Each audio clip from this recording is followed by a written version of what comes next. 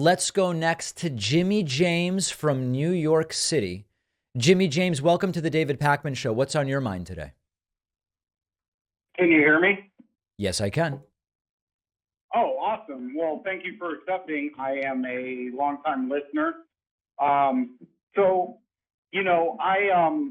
personally think it's terrible to platform hate speech and that sort of thing. And I love the way you break down their arguments, but in your mind, like, is it because you're giving them negative pushback? Like, what do you feel the difference between you platforming someone like Mike Lindell versus somebody else is?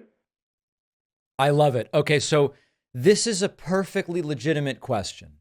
When, in an attempt to rebut bad ideas, do you actually end up supporting them by giving them a platform? So I basically use a 3-part test to determine, should I give some extreme view a platform on my show? It's a 3-part test. I write about this in my forthcoming book. I've talked about it before. Number 1, are the ideas that they are espousing already popular or known enough that some people have fallen for them? With Mike Lindell, I believe the answer is yes.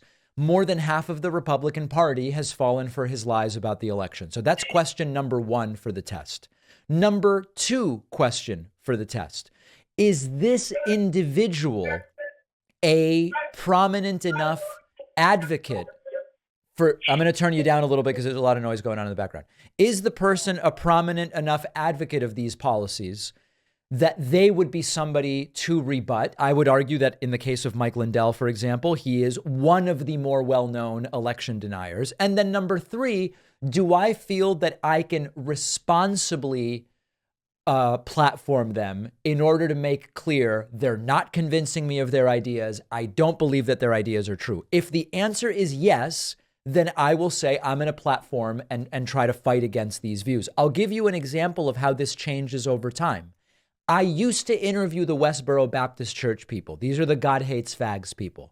At the time that I interviewed them, there was much more overt homophobia and opposition to gay marriage. The Westboro Baptist Church was far more prominent, and I felt I was equipped to push back against their ideas. Since then, why have I stopped interviewing them? Nobody's paying attention to them. And fortunately, gay marriage is now legal, and that type of overt homophobia has diminished, although other types are now common as well. So now I no longer interview the Westboro Baptist Church. Does this 3-part test make sense to you, Jimmy? Yeah, it does. And that's kind of what I thought. But that's all I've got today, and I appreciate you answering the question. All right, Jimmy James from New York City. Great to hear from you.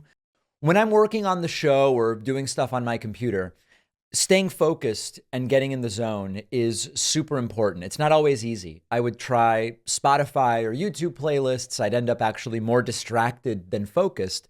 And then someone told me about Brain FM's focus music, which is actually made by scientists working with musicians specifically to help you focus.